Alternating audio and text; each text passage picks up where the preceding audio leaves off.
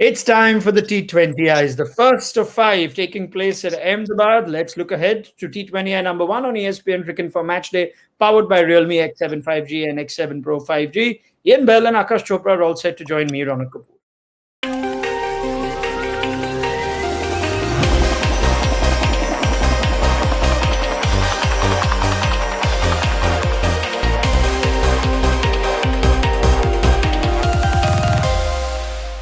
Right, gentlemen, change of formats, but the format for the preview remains the same. Preview statements coming your way. Belly, I'll start with you. England start as favourites for the T20I series. Is that a fair statement? Oh, well, I'm not sure. I mean, I think England, certainly in the short format, in white ball format, is definitely a stronger suit, isn't it, than Test match cricket. But I can't see them in Indian conditions at home, with India at home, being favourites. I heard Josh Butler trying to play that one down. I think England will try and play that down as much as they can, but it's definitely a format that they're strong in. There's no doubt in depth. Yeah. White ball cricket now is very strong in England. Yeah, Ian Bell is playing it down as well, Aakash. But you can see why we started with this statement. England are such a formidable white ball unit. It almost seems like India need to just figure out a few things more than England need to. They seem like a settled white ball side. Well, they do. Of course, India needs to figure out a few more things. But then India was the last side that defeated England in a T20I series. So a lot is also going right for India. Now, when you see Hardik Pandya is bowling full tilt is what we've been told. Rishabh Pant with the kind of form that he is in, he's also filling in a very important gap towards the lower middle order. There is no Bumrah, there is no Shami. Of course, these two will be missed. We don't know about the availability of Varun Chakravarti and, of course, T. Natarajan. So bowling-wise, I think India is a little light. But when you look at the total unit, when you put Dew in the context, and also 5 matches at the same venue. So every alternate day you're playing a game. That means you're also playing on tired pitches. So I wouldn't say that England start as favourites.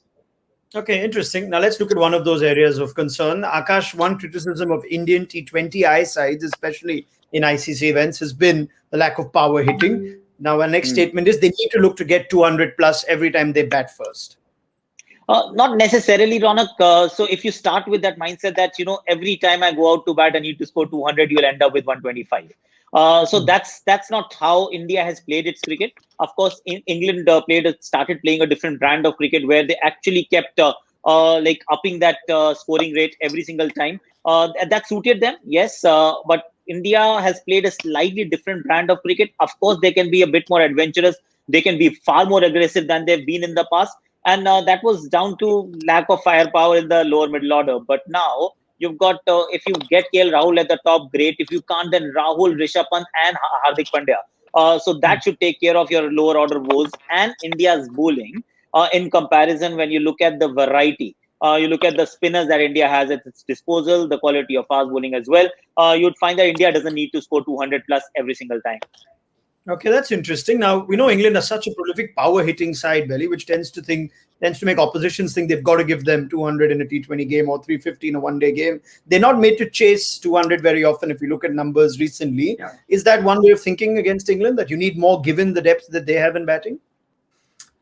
Again, depending on the surface and what England, what is on that day. I think England will always be as aggressive as they can. I think that's one area in white ball cricket. Sometimes they don't adjust to maybe a pitch, what is a match-winning score. They're always trying to go for the absolute maximum, which is obviously great to watch, really exciting. I'm sure England will want to bat first as well. I know that in the previous World Cup, a lot of teams like to chase. Be interesting to see how they go about it. But they've got a luxury amount of options in the batting department now. Is just a lot of firepower. Yeah, that's the thing, right? Before that T20 World Cup later this year in similar conditions, you wanted to see what teams are going to do in all these bilateral series. And Aakash, one decision for India to make is what their ideal first choice opening combination is. Now, you think Rohit Sharma is a sure shot, but who goes in with him, Shikhar Dhawan or KL Rahul? See, the problem here is that selectors have just added to the captain and the team's headache that now that Shikhar Dhawan is there, how do you drop him? That's one question that they'll have to ask. Left-right combination, the seniority of Shikhar Dhawan, and off late his T20 form as well. He got plenty of runs in the IPL, and that was the last big T20 tournament that India played. So this is a tough question, but if you were to ask me, looking ahead, I would have Rohit and Rahul opening the innings for India. Both these guys have the ability to score centuries. They have done that in international cricket in the shortest format, and they can take the game away. You want aggressive players at the top who can actually make an impact. And it's a toss-up between Shikhar and Rahul. I'd go with Rahul ahead of Shikhar to partner Rohit. Let's look at England's potential selection call for a combination in their bowling belly. And can they fit both Adil Rashid and Moeen Ali in the same 11? I think they will want to. I think it's massively important to have the ball spinning both ways. You don't want Moeen Ali bowling off spin necessarily to the right-handers. You're going to want Adil Rashid. So I think the balance, and we've seen that so well. And that was my experience again, playing against the very good Indian one-day sides, was you were constantly having the ball turning away, whether it was right-hander or left-hander. So I think they'll want that balance. They've obviously got pace as well with Wood and Archer, if fit. And then having the ball, like I said, spinning both ways and maybe away from the hitting zones of the power players. And finally, what about India's bowling attack? Some question marks on Natarajan's fitness and availability. Bhuvaneshwar Kumar is back. Aakash, Bhuvaneshwar, Deepak Chair, Shardul Thakur. Looks like India could just play two of those with Hardik Pandya back to bowling fitness and the other spin options that they have. How would you go about it?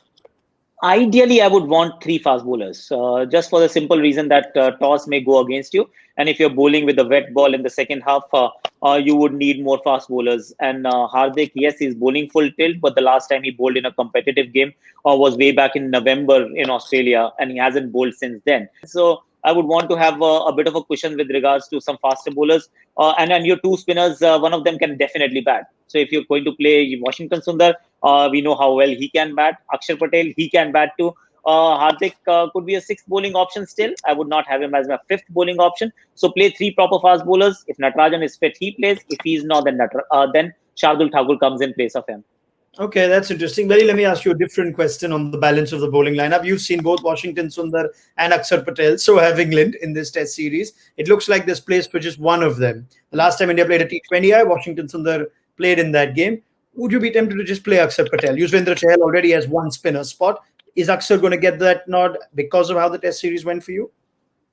Well, certainly. Again, I think part of it in T20 as well is you want to pick form players, don't you? Form cricketers, whether it's with the bat or the ball. Such a short period of time, so you want confident cricketers. There's certainly an argument for that, and we know what Akshar can do in the IPL as well. He's obviously a very consistent performer, so there's definitely that argument. But again, like I said, I think both teams, there's so much competition for places in these formats of the game. It is very, very good. So I think there's definitely, like I said, for me, pick your form players, and he puts himself right in the mix for that. Thank you, Aakash Chopra. Ian Bell, plenty more from you as the T20I series kicks off on ESPNcricinfo Matchday, powered by Realme X7 5G and X7 Pro 5G.